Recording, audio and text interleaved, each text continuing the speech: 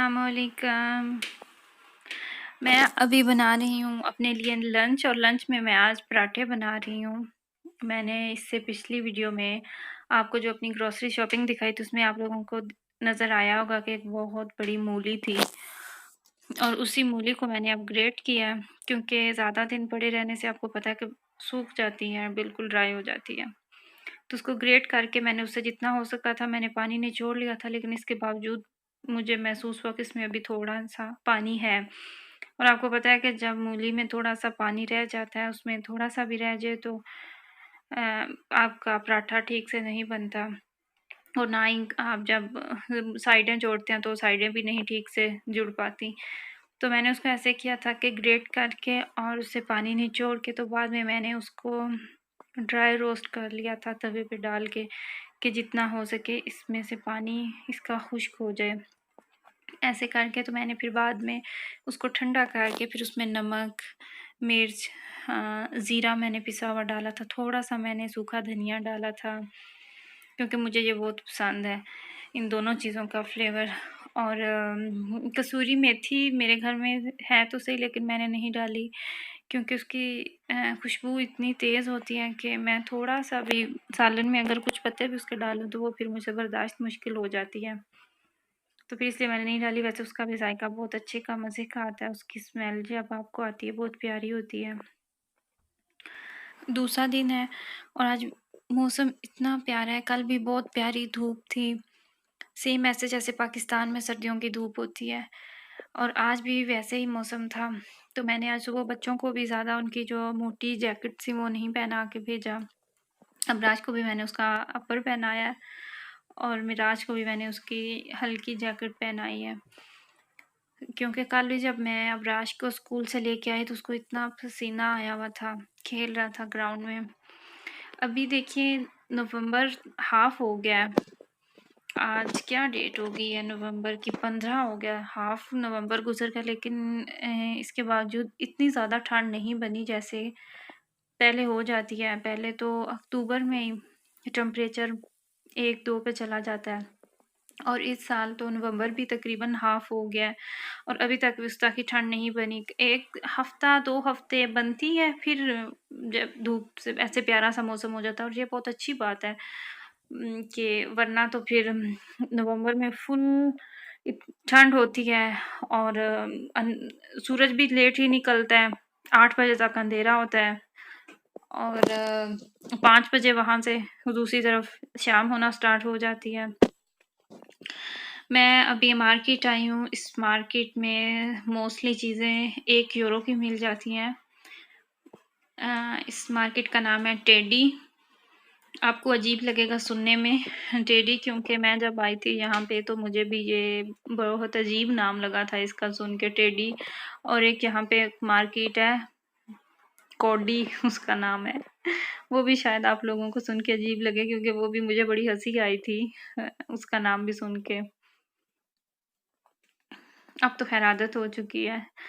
तो इस मार्केट में घर की चीज़ें आपको काफ़ी अच्छी प्राइस में, कम प्राइस में मिल जाती हैं, कुछ भी आपने लेना हो। इसमें काफ़ी इनकी लो प्राइसेस होती हैं और प्लस कभी-कभी डिस्काउंट भी लगा देते हैं। हर तरह की जो जिस तरह की डेकोरेशन, बर्तन, ग्लास, बच्चों की सॉक्स, अपनी सॉक्स, बड़ों की, मतलब कि काफ़ी ज़्यादा चीज़ें, थोड़ी-सी खाने-पीने की भी चीज़ें होती हैं। तो कुछ भी आपने लेना हो आसानी से, मैं तो आपको यही प्रेफ़र करूँगी कि अगर आप नए हैं जर्मन में, आप अभी आए हैं या कुछ अर्सा पहले यहाँ पे आप सेटल हुए हैं, तो आपके लिए बर्तन खरीदने के लिए या कुछ और घर की छोटी-मोटी चीज़ों के लिए मैं आपको टेडी मार्केट या फिर किक मार्केट और एक मार्केट है 1 यूरो मार्केट, ये मैं 3 मार्केटें आपको प्रेफ़र करूँगी अगर आप लोगों का स्टार्ट है, अगर आपने घर की चीज़ें लेनी है। तो क्योंकि यहाँ पे आपको काफ़ी अच्छी प्राइस में ये सॉक्स 1 यूरो की रखी हुई हैं जेंट्स के लिए।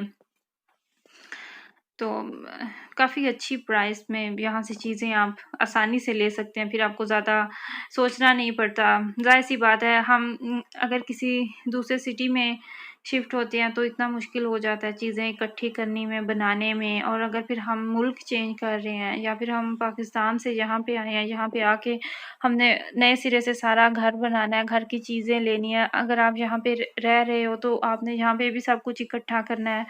आपके रिश्तेदार भी होंगे, अगर रिश्तेदार यहाँ पे नहीं है तो फिर आपकी दोस्तें बनती हैं, फिर आना-जाना तो लगा रहता है। और पाकिस्तान में लोग समझते हैं कि वहाँ पे तो बस पैसे ही रह रहे हैं, वहाँ पे इनका ये सिस्टम नहीं है। लेकिन मुझे लगता है कि पाकिस्तान से भी ज़्यादा यहाँ हमें होता है इस तरह की चीज़ें इकट्ठी करो, ये भी लो, वो भी लो। ज़ाहिर-सी बात है जहाँ पे आप घर बना के बैठे हैं, आपको ज़रूरत भी हर चीज़ की होती है। और छोटी-छोटी करते हैं चीज़ें भी काफ़ी बन जाती हैं घर में।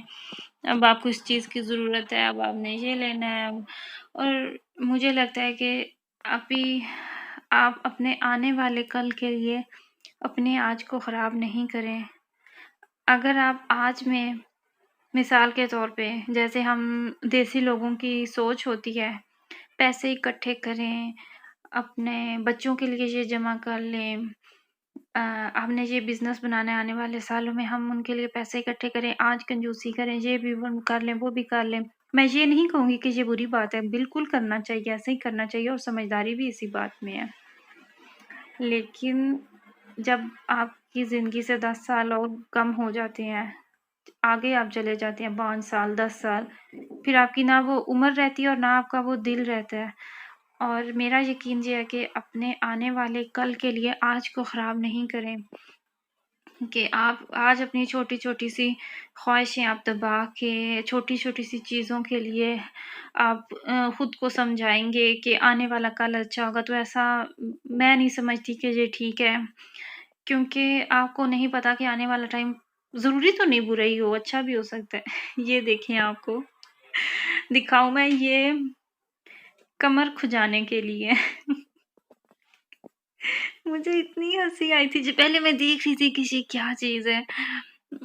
मैं देखती रही लेकिन जब मैंने इसको देखा मैंने कहा देखूँ तो सही ये किस चीज़ के लिए बनी हुई है? ना तो आप इससे मिट्टी खोद सकते हैं, ना ये उससे किया कुछ क्योंकि लेडीज़ की कॉस्मेटिक्स में ये पड़ी हुई थी।